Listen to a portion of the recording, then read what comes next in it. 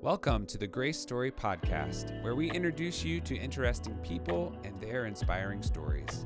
From Grace professors, current students, and distinguished alumni to special guests and speakers on our campus, you can meet new people and hear how they are impacting the world around them. This podcast is recorded and produced at Grace College and Seminary, located on the shores of Winona Lake in the great state of Indiana. This is the Grace Story Podcast. Today's guest is Pastor H.B. Charles Jr. He is the pastor teacher at Shiloh Metropolitan Baptist Church of Jacksonville and Orange Park, Florida, and has been there since 2008. He's the author or contributing author to several books. Pastor Charles regularly blogs about his life preaching church while maintaining a regular preaching schedule around the country. He is the husband to one and father of three and very committed to his family and ministry. And we're so thankful to have him on our campus here for a few days. Thank you, HB. Thanks for having me. It's a joy to be with you. I want to start with what is HB? It's just something I've wondered before. Does it stand for something? Is it? It does not. My father was named HB. He was born in Lake Charles, Louisiana. And when I was born, he named me after himself. And people think it's cool. It was not cool growing up. Because you can decide what others can decide what that means, right? Yeah. You have just described all of my school years. And when I got married and we had our first child, it was a boy. I did it to my son. You did it to him as well. And he's HB, and it doesn't mean anything in particular. Okay, gotcha. No, I tried to alleviate what I went through by just calling him Trey. And the moment he found out he was named after his dad and granddad, he doesn't let anyone call him anything but HB. Wow. Yeah, but it's got a period. It's H period B period, right? It's not just HB. Yep. Okay. Yep. That's awesome. I just have initials. And now it's just a thing. Like everybody HB, right? I mean, yep. I fully know if somebody says, "Hey, have you heard of HB?" I know exactly who they're talking about. Absolutely. So it may have felt like a curse is now a blessing. Yeah, my ministry is not unique. My name is. Well, I'm not sure I agree with all of that, but yes, that is very true. The name is unique. So what is also unique is your story of even from a young age, a call to preaching. Just tell us a little bit about sort of the home you grew up in, how that call came, and what that looked like in your life. Sure. So I'm a third-generation pastor. I grew up in a preacher's home. My father was the pastor of that church. My mother was the secretary, women's ministry leader, minister of music. So as they say, I grew up with a drug problem. I was drugged to church every Sunday, every Wednesday, every Saturday. And the cool kids, there were in my dad's church, there were overflow sections on the sides. And all of the kids sat in the overflow section. And as the pastor's son, my father did not allow me to sit there. I had to sit up front with the deacons. So I don't know. I just feel like I just accepted that this was my prison sentence. I could not get a parole, so I might as well just make the best of this. So I listened. I sat there and I listened. And at the age of 6, the message became very personal to me. And on a Saturday night, I prayed to the Lord for salvation, made a profession of faith to my family and to my church that next morning. I don't know, somewhere between in the succeeding years immediately, I began to sense a call to preach on my life. And by the age of 11, I was convinced. You just could not tell me that I knew I would spend my life preaching. Wow. I did not know what that would look like or mean or require, but I was all in. In the language of Paul, necessity was laid upon me. And I was just so consumed with it. I mean, I didn't have as a boy posters of Michael Jordan or Michael Jackson. I had pictures of preachers I cut out of souvenir books and had them on my wall.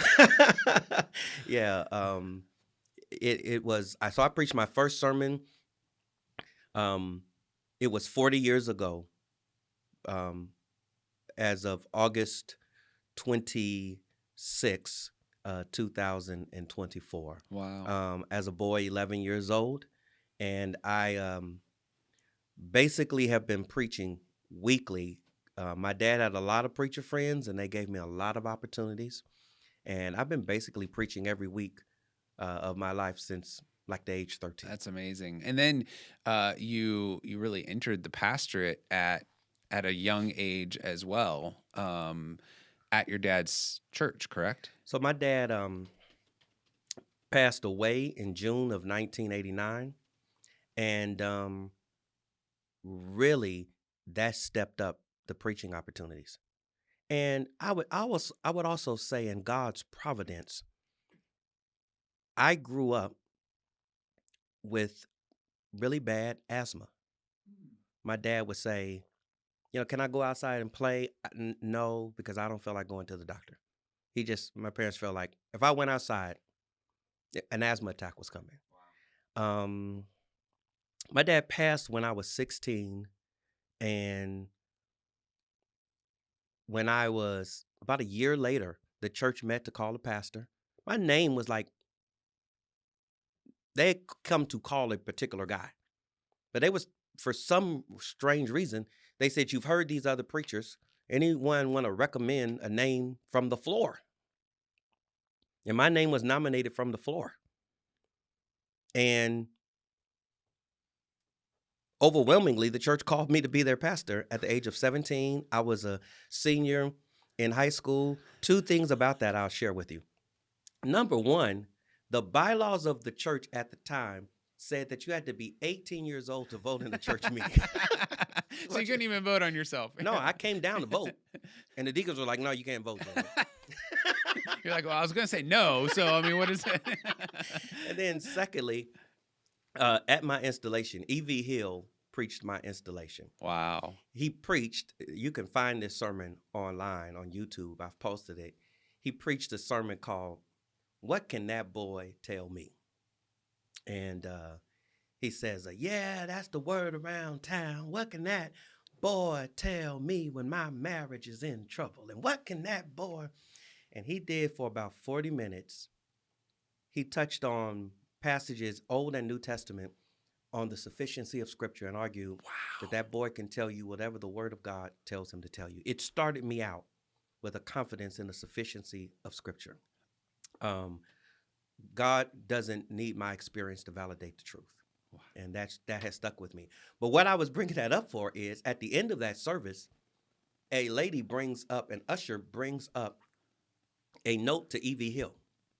He reads it and laughs, and then announces it to the church and says, the usher just said that we needed to end this service soon because H.B. has to be at school in the morning. It was my vice principal.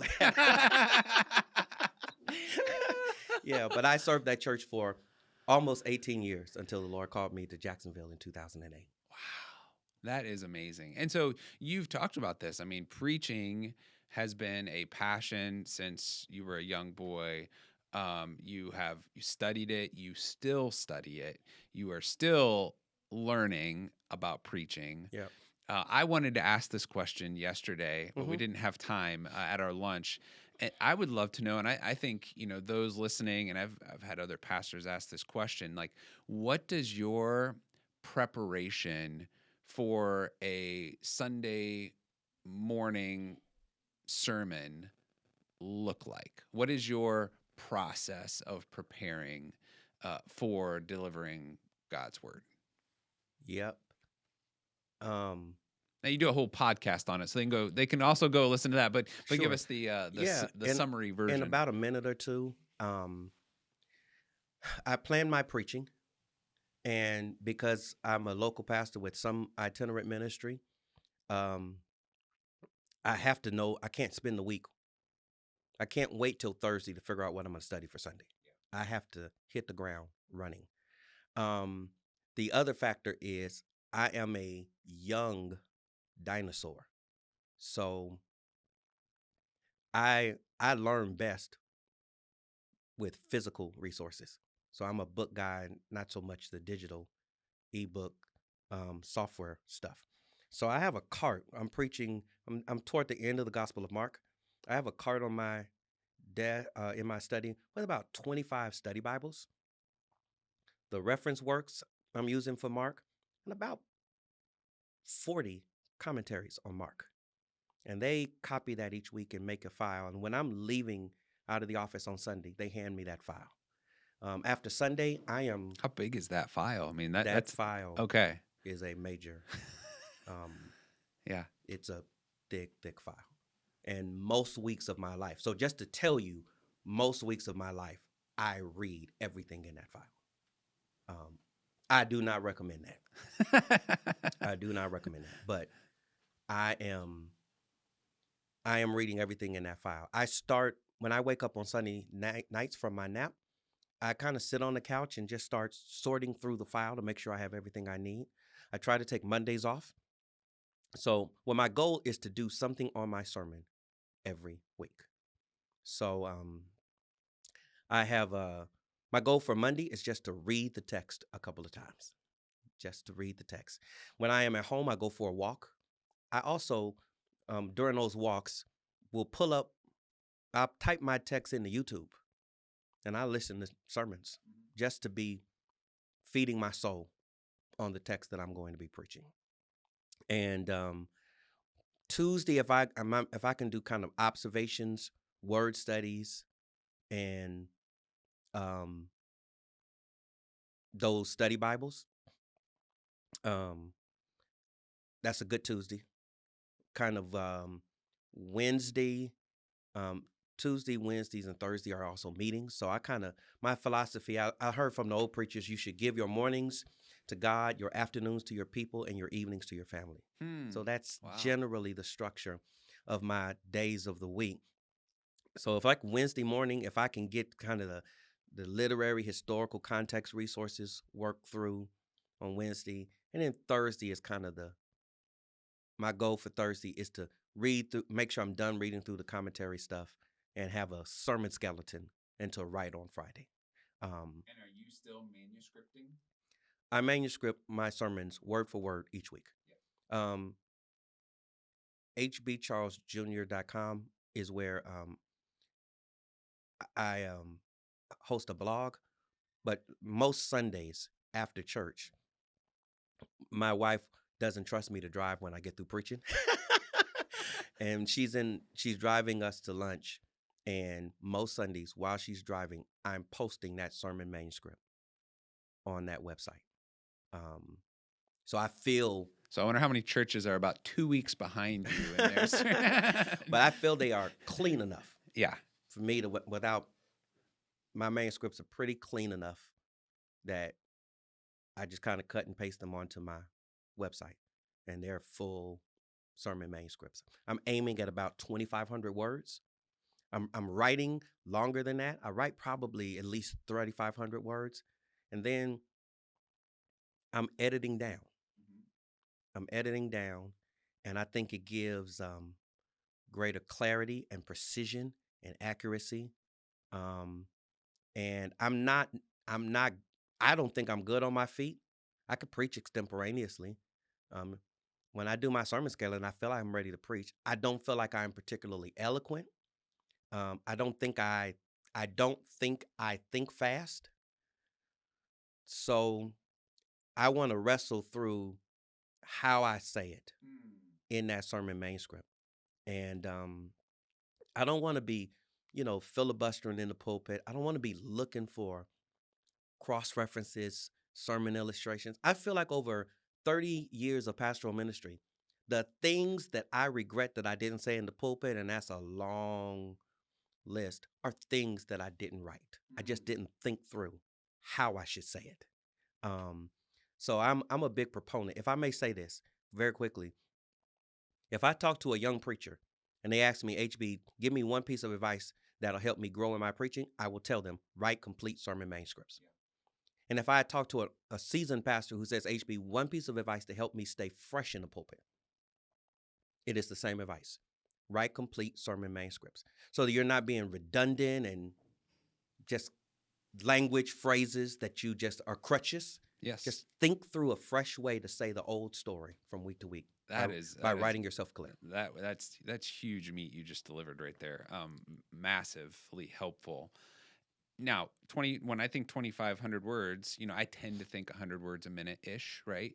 So, 25? So in my book, how I tend to think of it, that's 25 minutes. Do you have some extemporaneous time built in there where you may veer off script and come back? Or are you going straight manuscript pretty much the whole time? So, yeah, my manuscripts were much longer. Pre-COVID, they were 3,500 words. So when COVID hit, I tried to be shorter. And when I was in Los Angeles in my first church, they were 4,500 words. So when I go back home to my home church and preach, I thank them, and then I say also, I'm sorry, y'all. But I think I'm pretty close to the manuscript. But the sermons are longer than that because I can't mentally edit out what I wrote, but edit it out. Right. And then there's so much material that I have read and studied. I'm not just reading, but I am making full sets of exegetical notes that I file away for each of these texts. So, I think when you study a text for the first time, you should do a good job and take good notes. And those notes will serve you for the rest of your ministry. So I have all of this in my head. And, I also, when I preach, I am also praying that the Lord would edit in what he wants in and edit out what he wants out. Right. So in the mystery of preaching, sometimes the best moments, I feel like 2 weeks ago, the best moments of that sermon were 2 illustrations that I used on my feet that I chose. That I won't put these in the sermon, but I included them in the heat of preaching. And my wife and daughters felt those were the strongest parts of the sermon. So yeah, I was with a friend of mine recently preaching, and I took my manuscript out of the Bible and set it in the pew when I got up to preach. And it was the weirdest thing. I've never had this to happen. While I was preaching, he picked up this manuscript, and so he's following along from the front row with my manuscript. And he was like, HB, I was just curious how closely you were following along this manuscript. You don't need that manuscript. So had you done that before, like not taking your manuscript up with you? Is that typical for you? I consider myself a manuscript preacher who cheats. My goal, and I haven't really done it much since COVID because I was trying to be more time conscious. Right. But my goal throughout my ministry is to write the complete manuscript and not take anything but my Bible to the pulpit. So when you have that, which blows my mind, by the way, like I was with you up till that part, and now I'm like, whew, okay. So do you practice then? Like, or is that just once you've got so much material, you've got to, when you're writing, I mean, there's so much there that you don't necessarily need to practice it because it's you've been consumed by it all week? Or do you get up in the pulpit and deliver the sermon beforehand? Do you do it in your study? Do you, or you? So several things. I'll preface it by saying I do not have a good memory. I don't consider myself to have a good memory. So it is not because that's a strength that I'm able to do this. I would say 3 things about, I don't try to memorize the sermon as much as I'm trying to internalize the sermon. So if I read it 3 or 4 times aloud, it is getting in my system. That's number 1. I would say the other factor is that I'm not memorizing the sermon. I am memorizing key words. So like my introduction for chapel message in my head is intro, Agar 1 point, verse 24, Proverbs 1:27. Um, point, probing question, transition. So in my head, but that's almost a full page of the introduction of the sermon. So I'm kind of, if I just kind of know with a key word association what that paragraph is about, I'm able to kind of work through. And I would say generally, I think structure aids memorization. So there's a sense in which I'm a glorified Sunday school teacher. I mean, I outline, and I think outlining, stated outlines help sermons to be portable. So I'm a proponent of that. But underneath all of that, I'm really just working my homiletical outlines will be very close to my exegetical outlines. And if you are just kind of letting the text be a roadmap for the sermon, just kind of noticing the next clause or the next word or the next verse triggers in my mind where this sermon is going. The next point, the next illustration, the next, Mm-hmm. and it outlines it for you. But still, I mean, you've been doing it 40 years. That helps. That's a lot of repetition that gets you to that point as well. And you grew up under it too, which is an amazing thing. And now, one of the things you said yesterday that I'm also interested in touching on is you said yesterday I'm doing a lot more speaking on preaching or preaching on preaching. Talking about how to preach, doing this kind of thing, helping us learn what's the best way for others. And then you're bringing young men alongside of you who are learning from you. So I'd be interested. A value here at Grace for us is mentorship, right? We're a small campus. We want our professors to have students around them and have those students learn because they're near. What does mentorship look like for you in your ministry as you try to take all of these lessons that you've learned about not just preaching, but pastoral ministry and life onto a next generation of pastors that you're sending out? What does mentorship look like in HB's ministry? Yeah. I over the years don't know if guys would formally call it that until probably they leave me. Because it's not a formal process. But I think it's happening. The first thing is just time. And I feel like that is modeled after my dad's ministry. He just took all the preacher boys with him. And I was in rooms I should not have been in. And he would let us sit in the corner. Of course, you do not say a word. But in meetings, in classes, in all of these environments, he would let me and other preachers be. And then when you get in the car or go to lunch afterward, and he would say, "Why do you think they said that? What do you think that was about? How would you have responded to that question?" And he was teaching. And I think just the time I spend with the guys, I feel like I'm trying to model what my dad did with me. Secondly, we're reading books together. So we're kind of always in a cycle of reading something. If you don't want to read, you're probably not going to do well around me. Yep.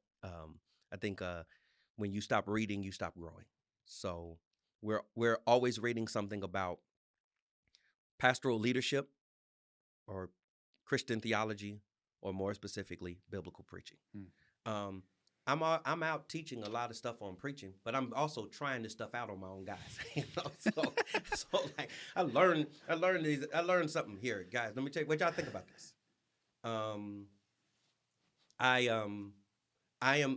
I preach guys who, my expectation is that the guys around me are writing I'm writing a sermon manuscript every week. You should be able to write one once a month. Whether they deliver it or not, Whether right? you deliver it or not. When I was a little boy, and my daddy had a Tuesday night ministers class. He had like 19 preachers around him.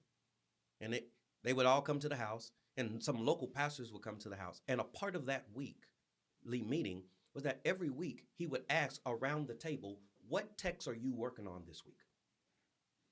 And I'm not, these were men that had jobs and families.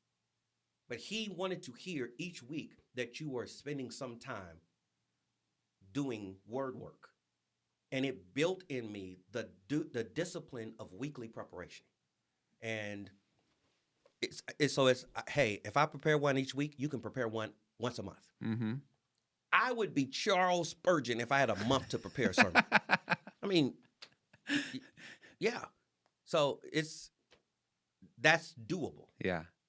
And I think opportunities to preach, I have held to those who turn in those manuscripts. Yeah. So I feel like over the years, I've had better preachers, strong preachers, who felt like they didn't need to do that process, and they end up being pulpit decoration. They don't get a chance to get in the pulpit. I need to see that you have studied the text and taken the time to think through what you want to say about that text. I get a chance. I travel to speak on preaching. I most often bring guys with me to these various events so that they're getting ongoing training. I share the pulpit as much as I can. And I encourage them. I would say in 30 years of pastoral ministry, I can count on less than 5 times where a young guy has come to me and said, hey, I was invited to preach so-and-so. Am I permitted to go? That I've said, no. I think you learn to preach by preaching. So I'm encouraging them to take every opportunity. I'm trying to open opportunities for them to preach. And another thing that I am doing is the guys kind of at some point they're going to descend into my study after the service. I'll say it this way. Each week, somebody around me, one of the ministers or some of them, will hear a preview of the sermon. And after that, when they come in the office, as early as the service being over and I finally get to the office and they come in to speak and what have you, I'm going to ask, what did you think of the piece? Mm-hmm. What was not clear? I asked this between the services. What do you think was not clear? Did you think that illustration worked? In this part, I was dealing with that technical thing. How well do you think I did that? What was fuzzy? And I am in a weekly review preview meeting for worship planning. Mm-hmm. And a part of that is the review of every service element, including my sermon. And sometimes they're saying things about the sermon, and I'm thinking, I know more about this text than all of y'all in this room. But I listen because they know something I will never know. Right. What it is to sit in the pew and listen to me preach. So I want to be teachable in that regard, but I also want to model that you should not just be open to feedback. You should seek out feedback for your own growth and development. And I try to practice that with guys around me. That is, that's amazing. And thank you for that too. I mean, I think it's a great word for all of us. And what does it look like to bring people around? And you think of just Jesus and the disciples, like they're just hanging around, right? You see it. Mm-hmm. And that's going to be the greatest way for us to learn. So we've just touched on a few things. I could ask so many questions, but if people wanted to learn more about your ministry, whether it's to just digest the good preaching or to learn themselves more about preaching, you've mentioned the blog. What are other ways that they can find HB? Yeah, so our church website is shiloh.church, and hbcharlesjr.com is kind of the umbrella for all the other stuff outside of my church that I'm up to, my preaching, articles, books. I even write a little bit of music, and we have recorded some of that. You'll find some of that there as well. And your mom shining through there, right, on the worship ministry stuff. I had it coming and going both ways. Yeah. I do a podcast called the On Preaching Podcast, where just week in and week out, I'm talking about practical principles to help guys preach faithfully, clearly, and better. And you can find me on social media, X and Facebook. My handle is H.B. Charles Jr. in all those spots. I told you yesterday I had a son who had to go to school today, and I have one who's homeschooled and coming today to chapel. And I told you there might be an argument, and there was this morning at breakfast. He tried really, really hard. Dad, can I get out of school today to come hear HB at chapel? What can I do to get out of school? So we'll see. You're also speaking tomorrow in chapel, so we'll see if he convinces us this evening to get pulled out of school. So thank you for the ministry you're having on our campus. Thank you for how you're teaching us about God's word and then teaching us about preaching while you're on campus. Appreciate it. Thank you again. And thanks to everyone for listening to the Grace Story podcast. Thanks to Troy and Rick for their work in producing. If you could do us a favor, like, comment, subscribe, share this with others so that they can be inspired as well. We would love to hear from you. You can email us at podcast@grace.edu.